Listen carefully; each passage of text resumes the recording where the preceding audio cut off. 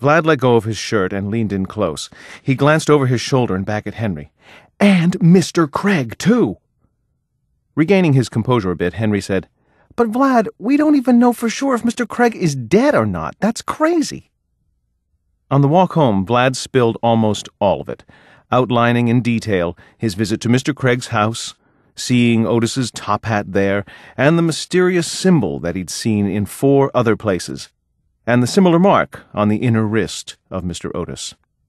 He told Henry about his dad's mention of a tattoo that he'd planned to remove with sunlight, and of the conversation he'd overheard between Otis and a man dressed entirely in black, who went by the name Diablo. Henry shook his head, but didn't discount Vlad's theories. "So what is he, some kind of gang member, a mob assassin?" Vlad shook his head and brushed the wisp of bangs from his eyes. "He's a vampire." Henry laughed, but stopped when he looked at Vlad. "You can't be serious." "I'm dead serious." Vlad slowed his steps as they neared his house. He glanced at the house and wondered whether Nellie was home yet. "I think he's going to try to hurt me. In Dad's journal, he said, 'Vlad, that's nuts. I mean, I know you miss your parents and Mr. Craig, but accusing your teacher of being a vampire? That sucks, dude.'" Henry smirked, pleased at the new pun.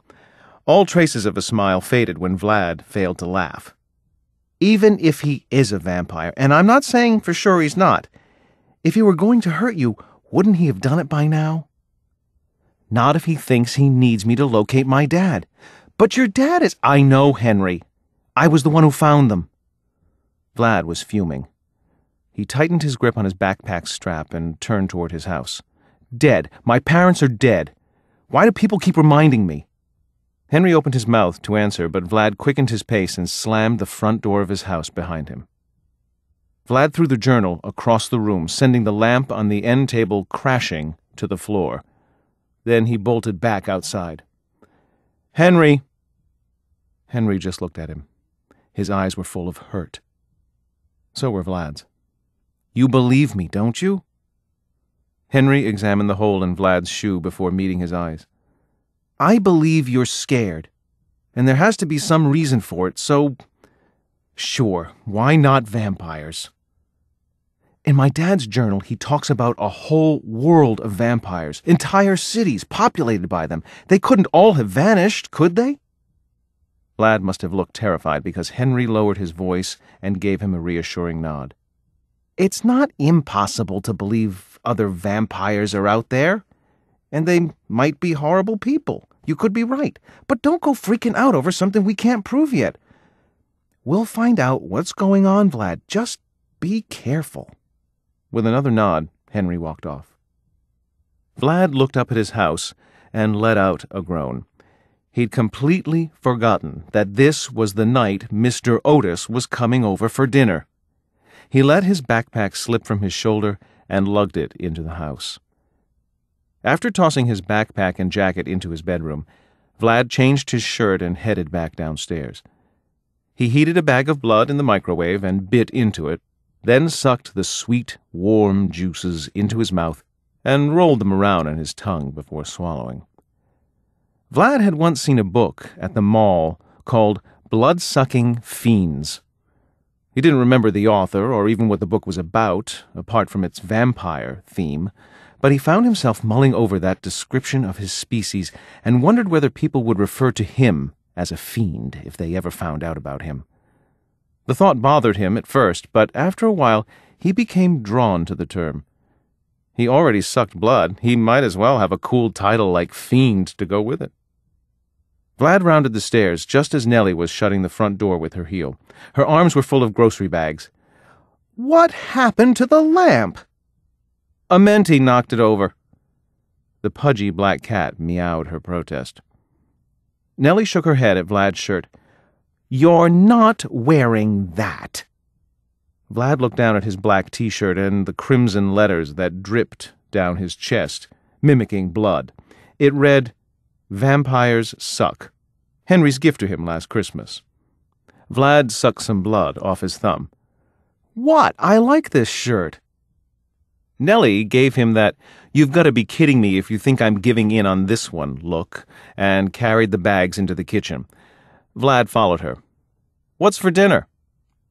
She was pulling fresh hamburger out of one bag, and Vlad stared at the red juices that clung to the plastic wrap around the meat.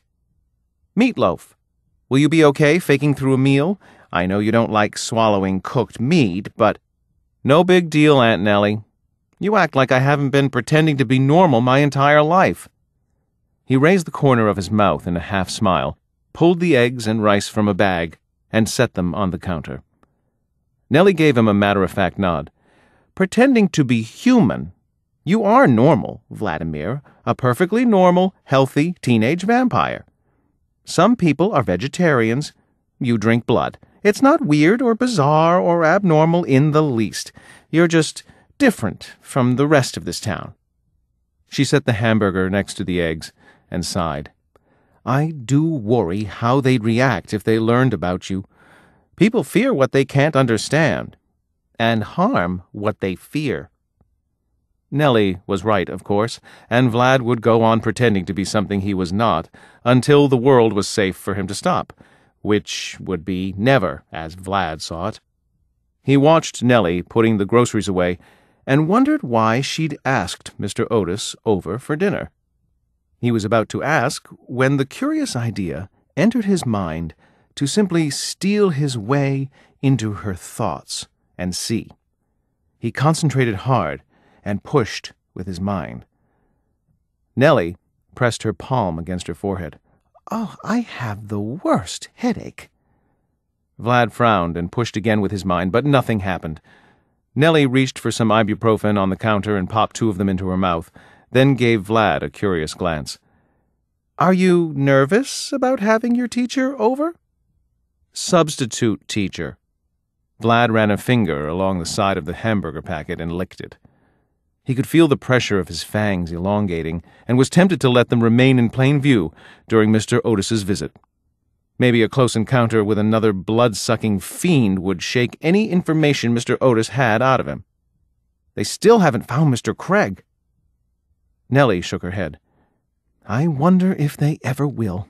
That poor man." Vlad reached out and covered Nellie's hand with his own. "Aunt Nellie, I kinda need to talk to you about Mr. Otis." He told her everything about the book, Otis's hat, Thomas's journal, Otis's tattoo. When he finished, she patted him on the shoulder. "You've been under a ridiculous amount of stress, Vladimir. I'm not surprised you're seeing vampires everywhere. Why, the other day I thought I saw—" "Not everywhere, just in my English class." He pulled out the slip of paper he had drawn from Mr. Otis's hat weeks before, the one that had read werewolf and now read vampire. Nellie read Mr. Otis's horrible handwriting and sighed. "Sweetheart, we're all worried about Mr. Craig, but that's no reason to dislike Mr. Otis. Give him a chance." Giving his shoulder a squeeze, she clapped her hands together as if signifying some momentous decision. "I'd better get started or dinner will never be ready in time." Vlad stepped back, stunned that his aunt didn't believe him, or even take his concerns seriously. But there was no point in arguing. He'd just have to whittle some hard evidence out of Mr. Otis tonight. Then Nellie and Henry would have to believe him. Vlad touched one of his fangs with the tip of his finger and shivered as the sharp enamel slipped into his skin. He sucked the blood for a moment and shrugged at Nellie's concerned gaze. She was going to go on looking at him like that forever if he didn't say anything to put her fears at rest. He forced a smile. "Want help with dinner?" Vlad helped her pull out bowls and pans, crack open eggs, and drizzle their gooey insides into a big glass bowl. He watched Nellie mush the rice and meat together, his thoughts never far away from that tattoo on Mr. Otis's wrist. It was so like the symbol on the porch. It had to be a curse of some kind, or something used by vampires to identify their kill. Vlad's thoughts turned to the black cylinder and the symbol engraved at the bottom. He wasn't sure how that fit in, but it was clear to Vlad that someone had reached Thomas before Diablo could, and that someone was Mr. Otis. Nellie slid the meatloaf into the oven. She set the timer for an hour, wiped off the counter with a damp rag, and washed her hands. Vlad frowned at the waste of blood as she sopped it up into the dishcloth. He'd been hungrier lately than he usually was, something he attributed to stress, and Nellie attributed to hormones. With a tug, she opened the chest freezer and tossed him another bag of blood before slipping upstairs to change. Vlad bit into the bag, foregoing the microwave, and drank the blood cold, then settled in front of the television. Nothing good was on, but he wasn't in the mood to watch anyway. He was dreading the inevitable arrival of their dinner guest and pondering the possible reasons Mr. Otis would have to kill his favorite teacher. The doorbell rang. Vlad raced to the door. He could see the outline of Mr. Otis standing on the porch, no doubt plotting the demise of an innocent boy and his far too trusting guardian.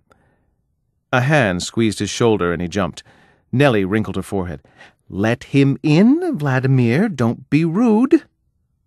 Vlad swallowed the lump in his throat. He had to think fast. "I think I have the flu. Can't we invite Mr. Otis over some other time?" Nellie touched the back of her hand to his forehead and looked him over before shaking her head. "Vladimir, you do not have the flu. You can't get the flu, remember? You're just nervous.